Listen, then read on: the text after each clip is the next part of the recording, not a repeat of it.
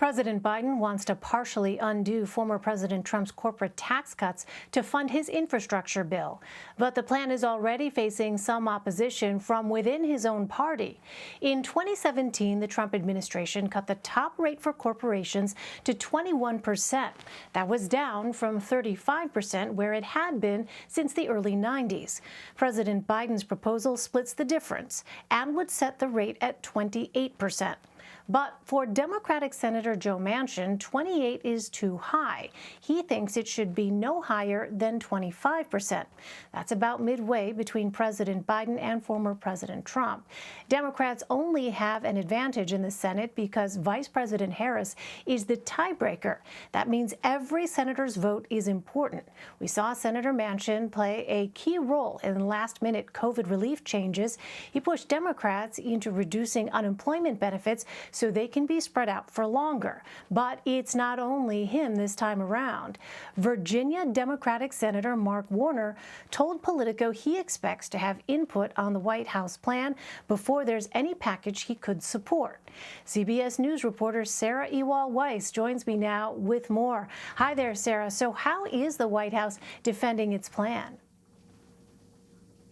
Right. So they said from the very beginning they were going to first lay out the American Rescue Plan. They passed that. And then they were going to move on to a long-term investment in jobs. And they were going to show exactly how they were going to pay for it. This is how they're going to pay for it with these revenue tax raises. They basically said that they want to raise it to 28%, the corporate tax rate. And President Biden actually ran for office on the campaign trail saying he was going to raise taxes and he was going to raise the corporate tax rate to 28%. They're saying that that is the number they believe they need to cover the infrastructure plan with some other tax provision changes as well. They say that if they do that, they can cover it in 15 years. And of course, they're open to conversations moving forward, but none of this should come as a surprise on what they're planning on doing. Well, how much are they willing to move on their plan, and does that mean they need to raise other taxes to fund this?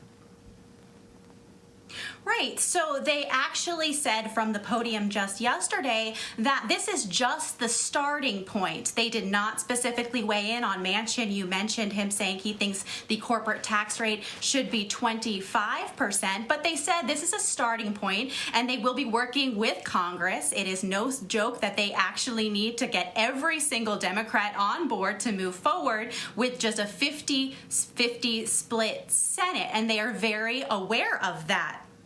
So they are talking about that. Of course, the president also is dismissing the criticism that the proposed tax increases will basically spur growth. And he's saying that companies need to start paying their fair share. He referenced a report that came out just last week that's saying that corporations, some of the top 50 corporations, did not pay federal corporate taxes on their profits last year, despite bringing in billions of dollars, and that by raising the taxes, they will actually be able to invest in the American people in the midst of this pandemic.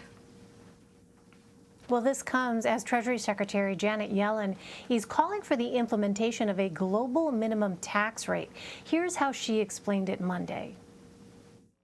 We're working with G20 nations to agree to a global minimum corporate tax rate that can stop the race to the bottom. Together, we can use a global minimum tax to make sure the global economy thrives based on a more level playing field in the taxation of multinational corporations and spurs innovation, growth, and prosperity. So what would this do exactly? Right. So basically, the United States is working with countries around the globe to try and set this global minimum tax rate. They say that it will basically level the playing field and help keep the United States and other countries competitive in terms of innovation. A Treasury official did not say specifically what that target rate is. They also are still negotiating in terms of when they will actually be able to come to this agreement. But G20 countries are aiming to have something put together by this summer. Something to keep in mind is the United States currently has a corporate tax rate at 21%. Of course, Biden is saying he wants to raise that to 28%, but the Tax Foundation says the average with hundreds of countries around the world is about 24%. So basically, we need other countries, is what some Republicans are saying, is we need other countries to also raise their rates to stay competitive, and that this is a confession from the Treasury Secretary that by raising the corporate tax rate in the United States is going to be less competitive across the globe. And Sarah, on that note, you have some new reporting on a group of Democratic senators who want to change the way the U.S. taxes international companies.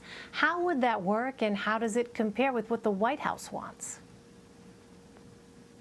Right. So 3 senators, Senator Wyden, Brown, and Warner, proposed a international taxation overhaul this week. Basically, they're taking aim at some of the provisions of President Trump's tax plan from 2017, and they're basically looking at the U.S. multinational corporations and the taxation on their foreign profits. They did not say specifically how much they would like to set that rate at.